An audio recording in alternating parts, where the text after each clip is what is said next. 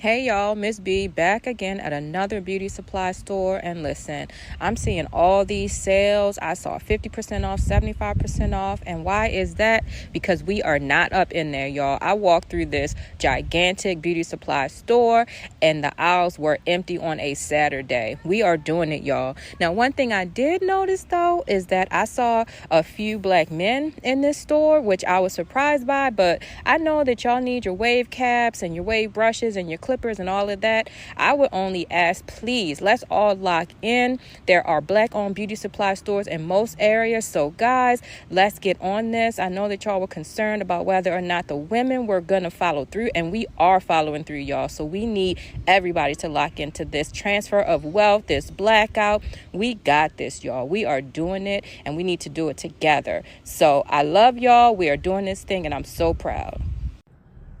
Boycott Asian businesses. Look, I know many people are angry. They think justice needs to be served. So they want to boycott Asian businesses.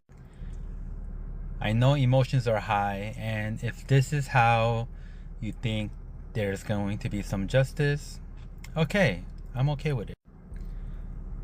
But then when does it end? When is it, okay, we've boycotted Asian businesses enough, justice is served, now let's move on?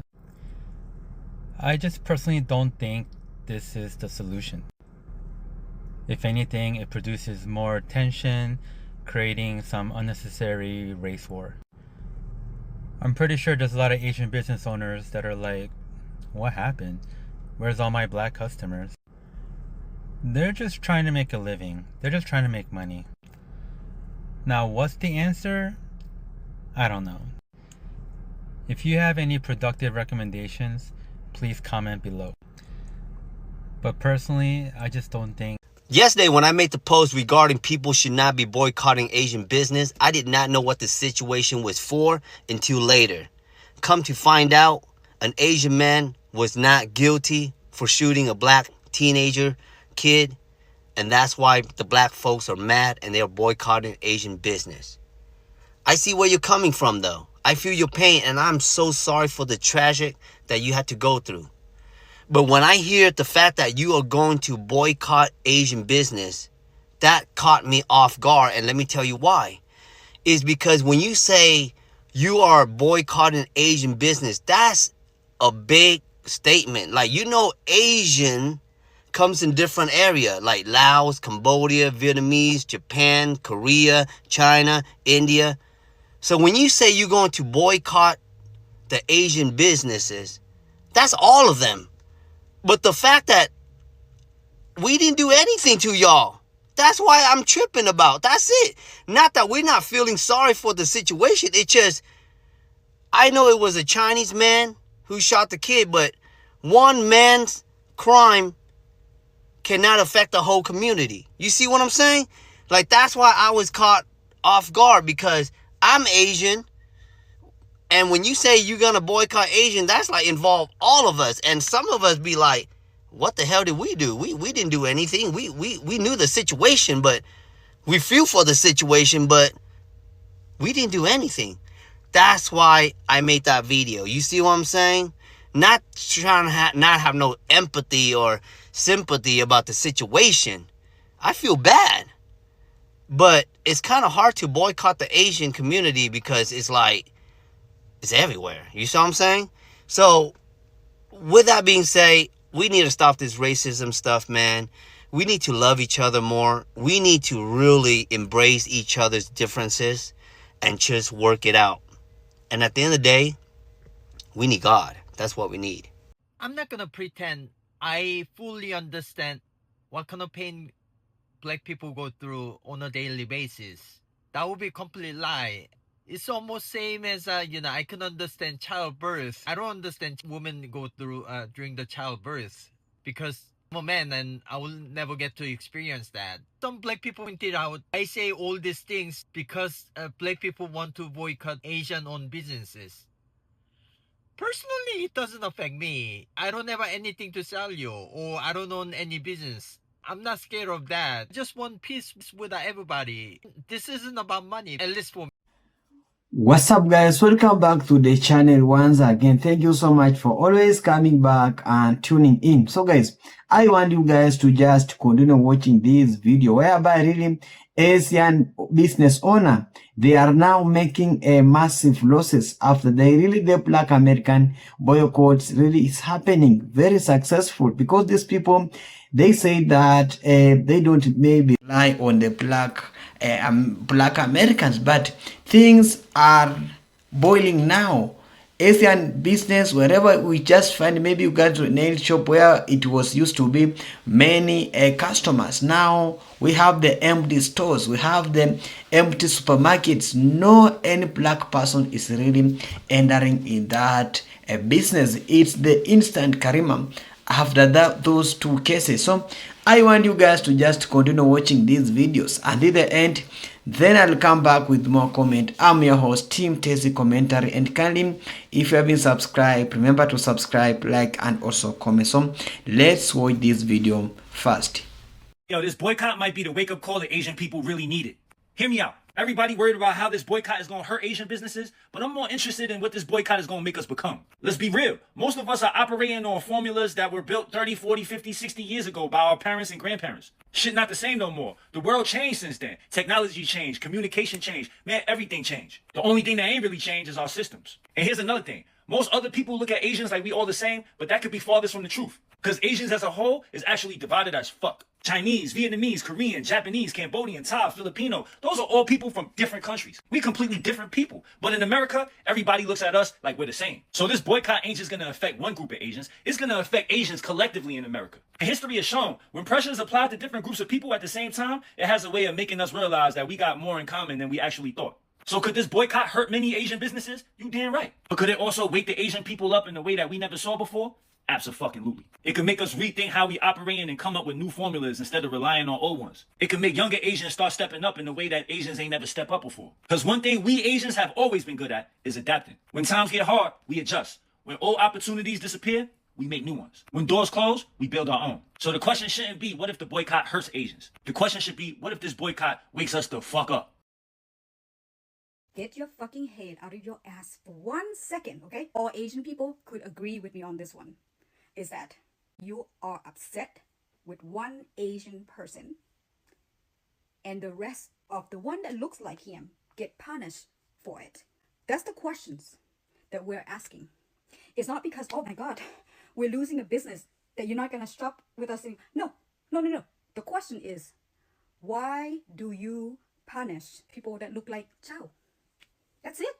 Because we asked that questions, you went into, oh, so the boy was innocent. No, we're not saying that we're not grieving for the loss of Cyrus. We're not saying that we're agreeing with Chow. We're not arguing about anything in that matter. But we're asking, if you're not happy with Chow, go punish Chow. Why do you targeting collectively because we look alike? What? And because we asked that, you think that we're okay with shop owner to kill a young innocent man? Now, that's projection, sweetheart. That's not coming from me. I grieve and I feel more the loss of a life, okay? No life should be lost. That's it. I'm not arguing about that. I'm saying Asian people out here are asking, why do we get punished? Because you're not happy with one person that looks like us. And since you're not gonna get it, I assume that because you're operating through the emotion, okay? It's high right now, I get it. Let me cradle you for 1 second, okay? So here we go. Imagine this, okay? There's a family, okay? Mom, dad, and 5 children. 4 live out of state, in school or whatever, live their life.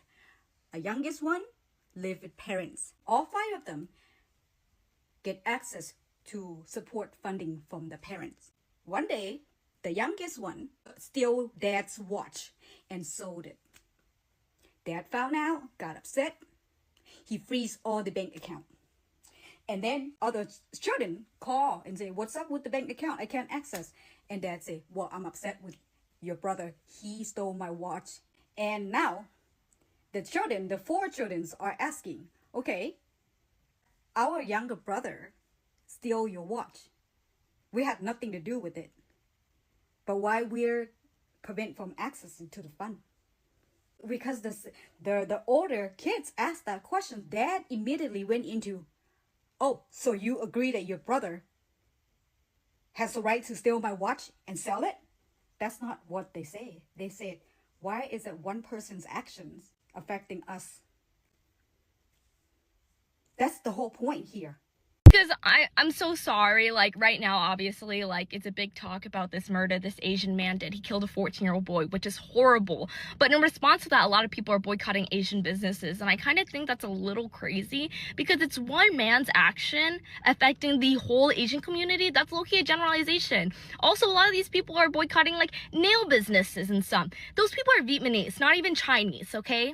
A lot of those people are lower income. They're not the model minority. They're from a third world country. And I'm saying that because I know someone who is literally kind of being affected by this because their family owns a nail tech business. And I just think it's a little crazy that it's so, I guess, fine to say this normalization and be like, boycott all Asian people because of this one Asian person. Like, people are boycotting Asian businesses, and I kind of think that's a little crazy because it's one man's action affecting the whole Asian community. That's low-key a generalization. The solution is not to blame people for defending themselves and their property. The solution is to hold your own people accountable to stop this kind of behavior. If you teach your youth to stop this kind of behavior, things will get better. They won't get into these situations. You think we really need you guys to benefit off and make money? A lot of us do go to college as well. You're being outworked by immigrants who barely speak English. And you're not embarrassed?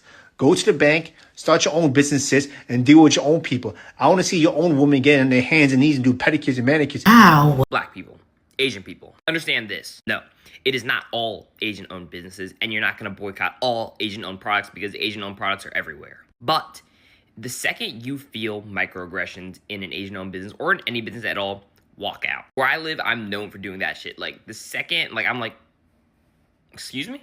I'll walk out. I will walk out in a heartbeat. But punishing random Asian businesses is wrong, unequivocally. Just know this, supporting Black-owned businesses will always get you farther than supporting other minority businesses. It'll support your community, it'll support everything about you. So, support Black-owned businesses, that's all. But also, you can't blame Asian people for an action of one person. While it is big in their culture, anti-Blackness, I'm friends with a lot of Asians and a lot of older Asians because I'm a quarter Korean.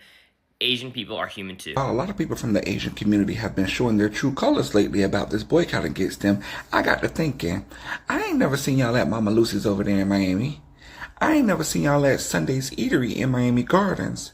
I ain't never seen y'all at Sister Sarah's Crab House over there in Fort Lauderdale. I ain't never seen y'all at Shisha, the one in Hollywood or the one in Lauderhill. I ain't never seen y'all at the Dutch Pot or Donna's Caribbean Restaurant. And these are all popular Black-owned places down here in South Florida that I frequented one too many times. And I ain't never seen y'all there. So while y'all upset that we're no longer going to be patronizing y'all businesses, it seems like y'all ain't been patronizing ours from the beginning. Meaning this has always been a one-sided thing from the beginning. And now y'all upset because the one side is about to take their side back when y'all haven't been on our side to begin with. Oh well. What a challenge, right? What a challenge to say, you know what? I could do this. I could collectively decide that my dollars are going to remain in my community, and I'm going to understand the difference between a neighborhood and a community. I live in a beautiful neighborhood, almost brand new neighborhood. Manicured lawns, right? All of my neighbors are successful, but this isn't a community. I've never been in my neighbor's home, and my neighbors have never been in mine. I don't know what they do. They don't know what I do. In a community, you know your neighbors. You know who has what resource. You know who you can help and who helps you. You know names, you know people. And that's what I'm wanting to build with my barter communities. Not just people that live together, live next to each other, or even have the same skin color, but people who want to work together to circulate our dollars, to make our money last longer, and to become a real community. Because it's time to need each other again. And y'all stop. Y'all about to make me cry for real. Like, I just finished work. It's 6:56. I just finished. The phone been ringing off the hook nonstop.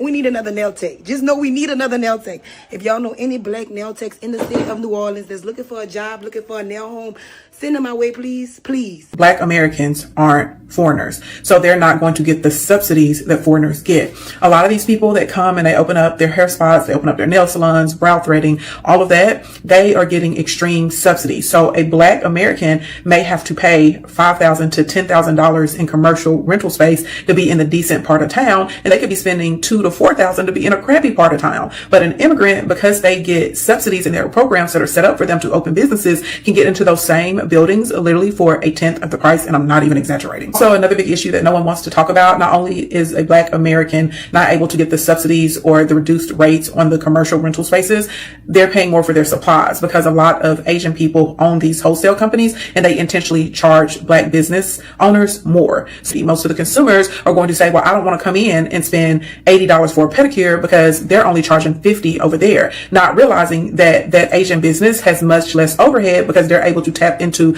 the subsidies, and also the vendors are selling the actual products and supplies to the Asian business owners, to the Asian nail techs, to the Asian beauty supply stores for much less than what they will sell them to the Black American vendors for. The next thing that y'all are not looking at, a lot of those people that come from other Asian countries and they work in the nail salons, they're technically working off their debt. Whoever paid or sponsored to get them here, they will go in and they will work. And I don't know if y'all have ever spoken to any of them. Sometimes they spend a year at one salon, 6 months at another salon, 8 months at another, and they're coming in and they are working. Okay.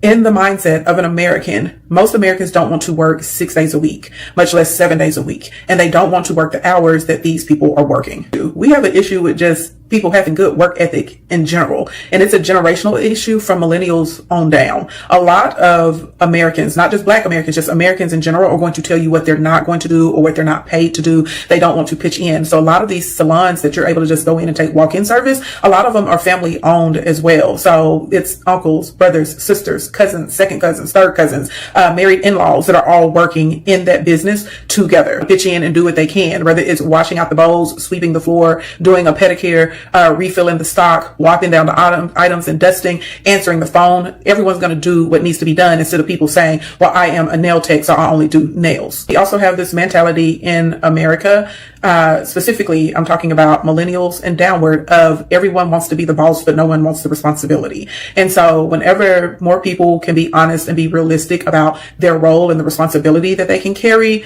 then we would be able to have these walk-in salons that are Black owned. So even when we do get a Black person who has the money, they have the capital to say, you know what, I can handle this rent, even though I'm paying 8 times, 9 times, 10 times more on the rental space than my counterpart. And I will float and front load the money, and I will pay double, sometimes triple for the supplies that they're charging for other people. Now we have a problem. Black consumers are going to keep comparing the Asian nail salon prices to the Black nail salon prices, and they're going to keep going over to the Asian salon because the Asian salon is cheaper, but it's institutionalized. Realistically, for that Black salon owner, they're probably taking home less profit, even though they're charging you more because their overhead is more. So because there's a breakdown with the consumer understanding the actual challenges that that Black salon owner has, is why we don't have a lot of Black nail salons where you can just do walk-ins. So this is a multi-layered issue, but ultimately for us as Black people, if we want a Black nail salon that's walk-in with majority Black estheticians, waxers, nail techs, etc., we are going to have to get comfortable with paying more for those services, because the reality is that business owner they have a higher overhead than the Asian competitor because they are not allowed to get the subsidies and the grants, and the vendors that control the supply chain are downright charging them more. Hi everyone, this is Cuckoo Rose, owner of Cuckoo's Beauty Supply. I am so overwhelmed with all of the love and support. I appreciate everyone. I have received so many orders right now. I've run out of products, so I'm getting ready to, send out email and just let people know that I've received some of their orders, and I am going to fulfill those orders once I get my products in next week. So I am so appreciative to everyone. Oh my God, I don't know what to say, but I'm telling you, I am so happy. I'm so grateful to each and everyone for your heart, your support, your donations. Everything means a lot to me and my community, so thank you. For the people who had trouble with purchasing something on her website, y'all crashed her website.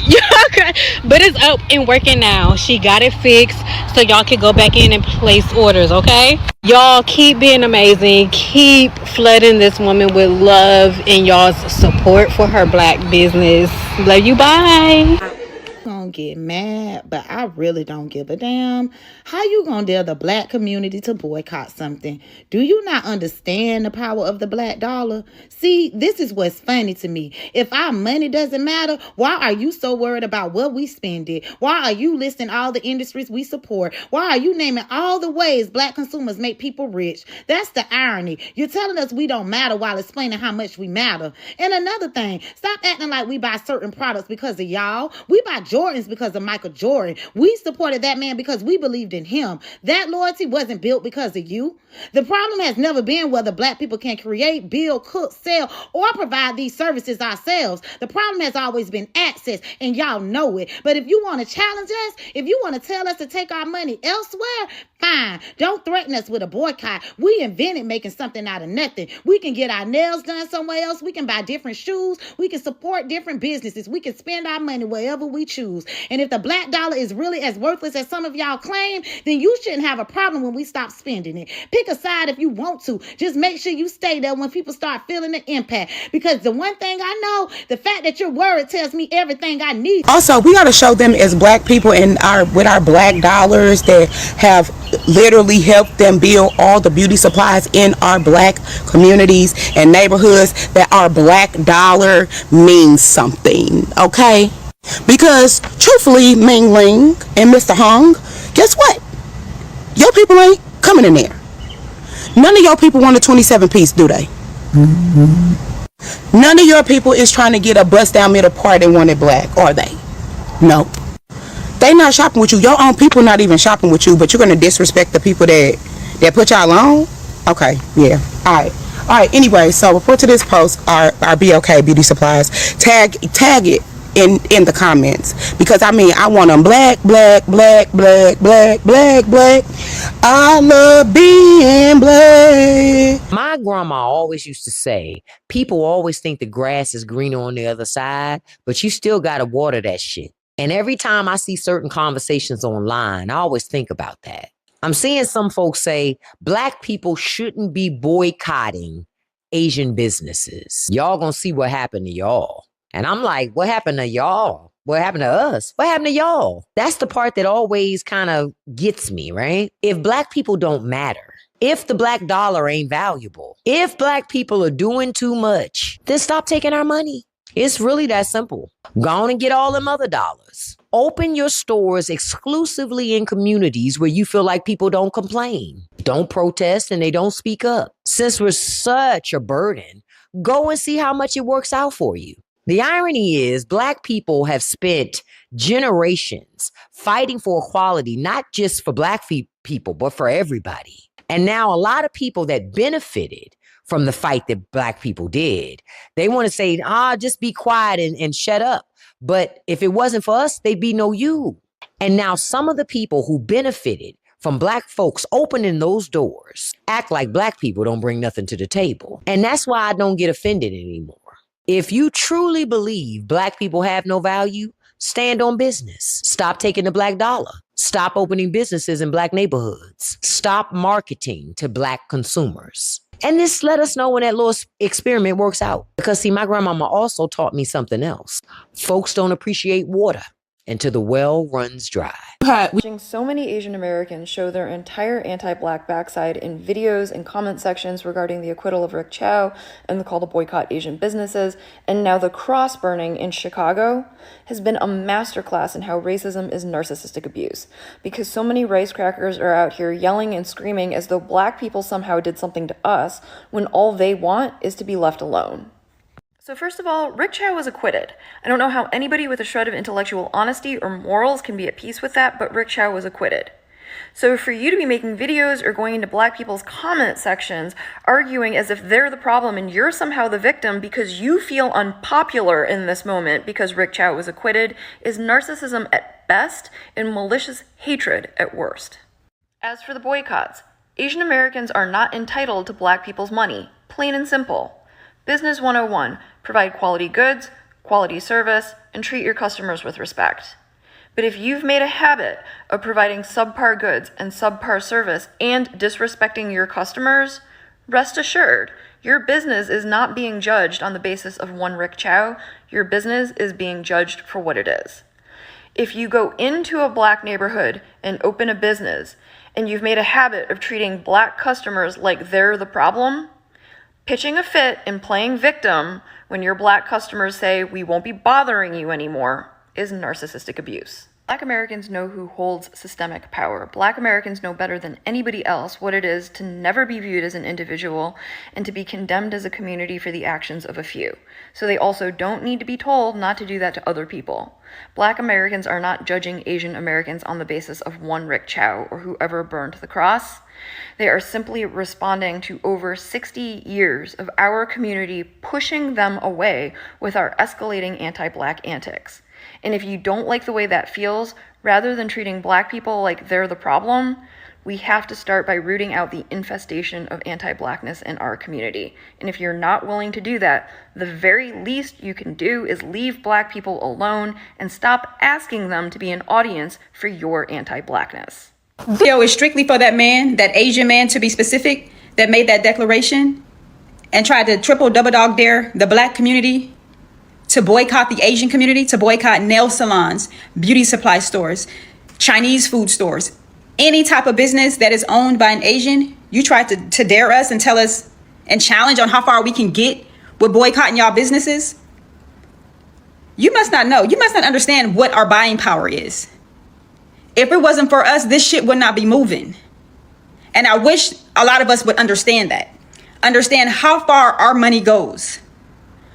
How necessary it is for our money to move this economy here in the United States and around the world. We are that. We are that. We need to start spending our money. I literally need to get my nails done. I was planning on getting my nails done this weekend. I needed to make an appointment. I told myself earlier this week, Kiana, make an appointment to go get your nails done. Now all this shit then popped off. You know what I'm gonna do? I'm gonna have to sacrifice not getting my nails done. I'm gonna have to sacrifice not getting my nails done because we need to start standing on business. We cannot continue to let these people disrespect us. It has gone on for far too long. Far too long. We have to set a precedent for what we will and will not accept. Hello guys, welcome back. I hope you have just watched that full video, how really these Asian people, they are really coming out and started regretting after they really continue making a lot of losses from their own business. The business they have been used to have many customers entering inside, nail shops, supermarket, hardware, so many business owned by the Asian people. But now those old businesses, they are now empty. Nobody is entering in that business, and that's why now they are really coming out and they want the ceasefire with the black Americans. They want to make a deal. They want a black unity, but it's too late. I normally say that wherever you are just doing, watch your mouth, because these Asian people, they have been always used to disrespecting the black community, to say how black community, how these people, they are very bad, how the black community, they don't deserve to be America, how these people even calling us black Americans to be the migrants. So those are the side of the allegation these people that have been always doing to each and in daily basis. And also they have been always saying that also that they have been always relying to the black community, to the white people, seeing themselves to be white people. But white people, they don't have their friends. They don't have any friends. They rely on ourselves. But things has changed now. After this boycott, after that killing of that Rikijo, things has now been harsh for them. They don't want even black America. They don't want even to boycott. And that's what I've really come across the clips across over the world to say that each in any black country must also study boycotting the Asian businesses, because these people, after that, also that man really, he came out and said that let the black community continue boycotting, because maybe they think that they have so many things we can really maybe do without that.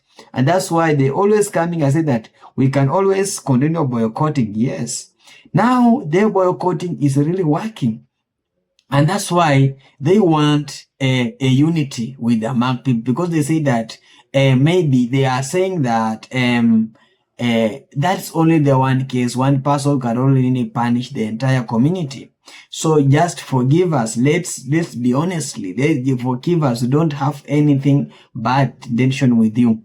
And that's why the black people, they're really coming out and saying, no, enough is enough. We must boycott. We must come up and really helping our own black community businesses to grow, because of really helping you. Because even though you have the business, without customer, you are nothing. And that's why a lot of now the business owner, they are now going bankrupt. Even imagine you have a loan, you need to pay that loan, but your sales is low because you have seen it, and those video empty stores, empty, those salons empty, nothing is happening. And that's why it started like a joke, but the way these things has really reached is now hitting the ground. It's like now it's the economical boycott. You can really defuse that. And that's why now the black Americans, they are now saying that they will really boycott permanently. They want to make this boycott to be permanent. They don't want to boycott once. They just want this boycott to be permanent. People to boycott permanently without any disruption. So that is how things are really moving fast in the United States of America. And one thing I see next, this boycott will really hit the world. The world will always start boycotting this Asian business, because black community, they are in large numbers, come to Africa, going to Caribbean, going to North America, all, they will start really boycotting this business. Until these people, they come and realize that black folks or black American or black people, they are more superior over the white people, because these people, they have been always siding the white people, telling the black people how we have not this. And that is how now the consequences of now the repercussion of what they have been really doing for the black Americans. This is what they really planted. So I want to hear from you guys about these boycotts, because these boycotts is now becoming serious, because it really started as a joke. We know that maybe it will maybe last for maybe 2 days, 3 days, and it's over. But now things are boiling up. Things are not really good in the ground, because I've just come some comments from people from the Caribbean telling us that also countries in Caribbean must also start boycotting the Asian businesses, as the Americans, they are really doing. And also I've just come also in a comment saying that even in Africa must also starting boycotting all the Asian businesses, as the black diaspora is doing. So these things, it started like a lot, but it's really reaching the entire global. Thank you so much for watching. I'm your host, Team Tessie Commentary, and kindly, if you haven't subscribed, you can just subscribe to this channel, like the video, so that it can really reach the wide audience. Bye for now. See you in the next one.